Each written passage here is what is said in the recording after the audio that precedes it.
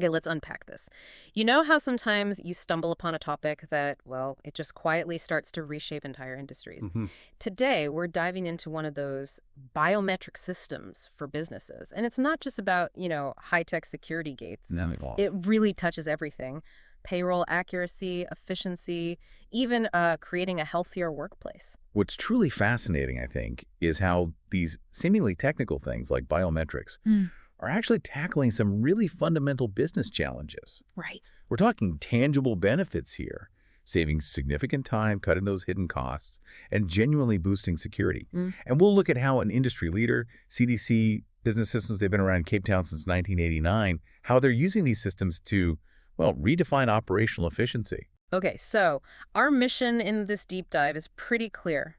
We want to pull out the absolute most important nuggets from the material you've provided. So you, the listener, will walk away really understanding the practical benefits, the different tech involved, and maybe some surprising facts about how these systems can genuinely transform a workplace. Yeah, Get ready for some aha moments, hopefully. definitely. Right, here's where it gets really interesting for me anyway.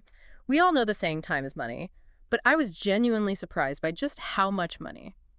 How much businesses are actually losing by not managing employee time effectively. What's the bigger picture there? Well, if you connect the dots, it's stark. Labor is often the single biggest expense for a business, easily. Right. Wages, benefits. Exactly. Wages, benefits, payroll, admin, it can account for up to, what, 70% of operational costs in some cases? Wow, 70%. Yet, and this is the kicker, HR professionals often spend only about 50% of their time actively managing these costs. Only 15%. That seems low. It does, doesn't it? And it begs the question, if it's the biggest cost center, why isn't it getting more focused attention? It's like having a huge leak. You only patch up occasionally. Yeah, a massive potential leak in the budget. It's hard to believe, but so many businesses are still stuck using, well, the old-fashioned way. Oh, the paper trail. Exactly. Handwritten timesheets, maybe scribbled across multiple sheets, physically moving from a job site to a supervisor, then finally landing in payroll. Just think about the potential for error. Oh, this is huge. We're talking lost timesheets, handwriting you can't even read, Illegible, yeah. incomplete entries, people maybe fudging the numbers a bit, especially over time. And that classic one, buddy clocking, someone clocking in for their friend. Exactly. And that whole manual method creates an audit trail that is, let's say, less than ideal. Less than ideal sounds polite. Well, yes. Yeah. It doesn't just open companies up to simple errors and disputes over pay. It exposes them to significant legal risks. Like overtime lawsuits. Precisely. Especially if they face an employee overtime lawsuit. And what's crucial to grasp is that this isn't just a big company problem.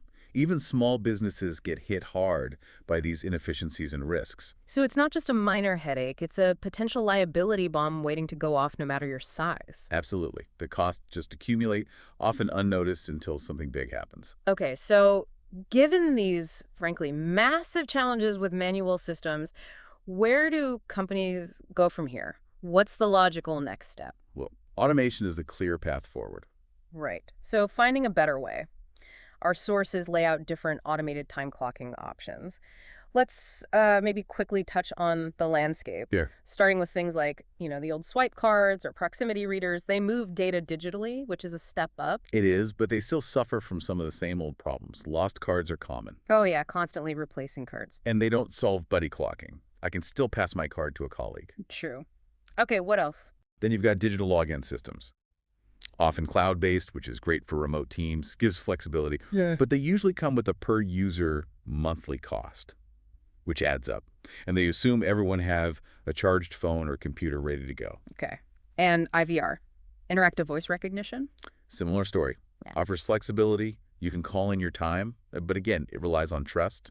You're assuming the employee is actually where they claim to be when they call. Right. So with all these options having, drawbacks, our sources seem to really point towards one solution being the most effective overall for most places. They do. Biometrics. Biometrics, what makes them the winner in this context? Well, the key thing, what's really effective, is that biometrics are almost impossible to cheat.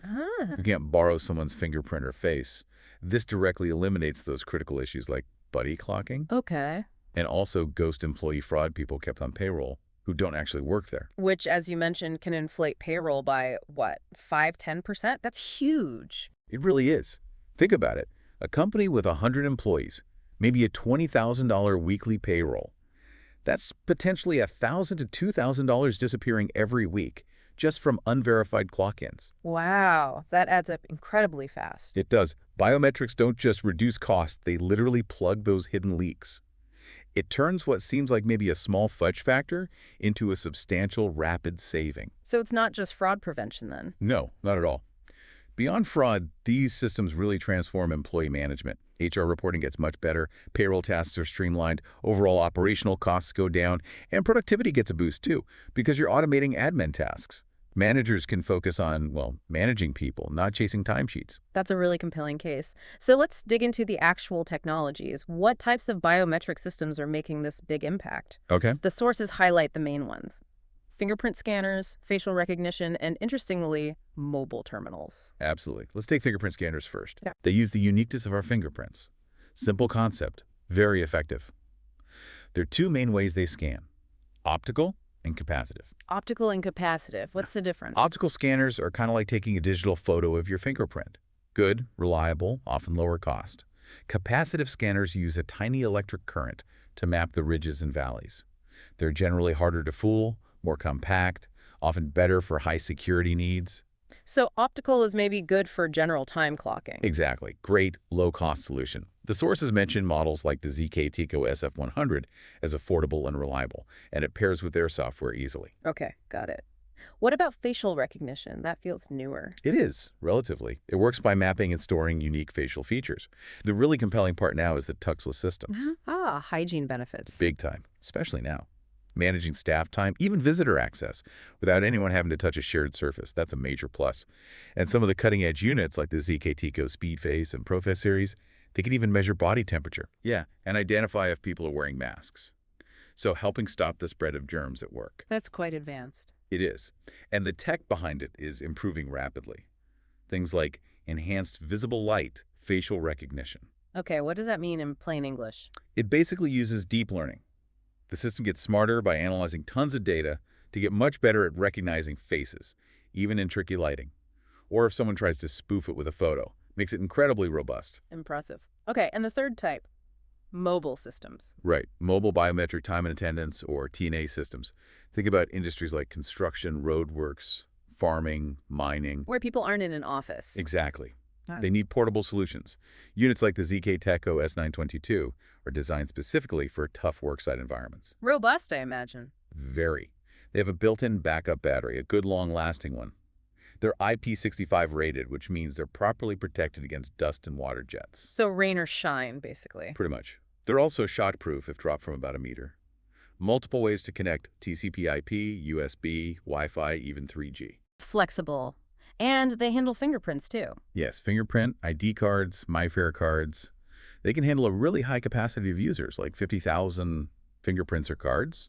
Good for large workforces out in the field. Okay, so across all these different types, the facial scanners like the KF460, the fingerprint ones like the SF100 or the super thin F22, and that mobile S922, there seem to be common threads. Definitely. Networkable for central control, easy data download via USB, and crucially, integration with payroll. Yes, that's key. Being able to export data directly to popular systems like Pastel Payroll or VIP Payroll saves a huge amount of manual data entry and potential errors. Seamless integration. Okay, so lots of powerful hardware options out there, but what makes a specific company like CDC Business Systems stand out? The sources seem to point to a particular advantage. They do. And it comes down to something really important: the total cost of ownership over time. Okay. What's fascinating and a major differentiator for CDC Business Systems is that they develop their own software in-house. Ah, they're not just reselling hardware. Exactly. And because they own the software, they can completely remove those recurring license fees or monthly subscriptions that so many other providers charge. So it's a pay-once deal for the software? Precisely. A pay-once model. And the sources highlight their software as being low cost to begin with, really easy to use, and incredibly stable. It's been proven in the market for years. That sounds like a significant long-term saving. It really is. It avoids that constant drain of subscription fees. And it wasn't just the one-off fee, right? They mentioned other things. Correct. They offer the software itself for free with the hardware purchase, free delivery, and even an hour of free training. So it's a complete package deal? You get the hardware, the software, the setup support? Yes, it's a very complete system approach aimed at getting the customer up and running smoothly without hidden costs. Okay, and what about security? Especially with sensitive biometric data like fingerprints or facial scans. That's another critical point. With CDC business systems, because it's typically an on-premise software solution, the data, the biometric templates, is kept locally by the client on their own servers. Not in some third-party cloud. Right. This significantly increases the security of that sensitive data.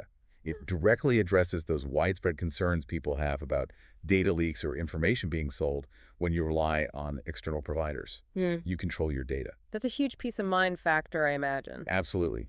And their specific software, the CDC time and attendance software, boasts some really practical features too.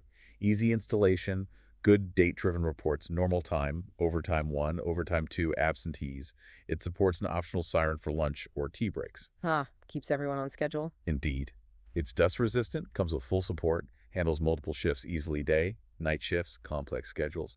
And it even gives vocal warnings for fingerprint acceptance or refusal, makes it very user-friendly for employees. Wow. Okay, what a deep dive that was into business biometrics. We've really covered a lot of ground. We have. From, how those old manual systems can just bleed money from businesses, The hidden drain. to the really ingenious ways fingerprint and facial recognition aren't just about locking doors, but about transforming efficiency, boosting hygiene, and saving actual money by killing off things like buddy clocking. And the ghost employee. And the dreaded ghost employee. So if we tie this all together for you, the listener, I think it's clear that while every business is different, of course, Sure. investing in automated time and attendance, particularly biometrics, can be a really smart strategic decision.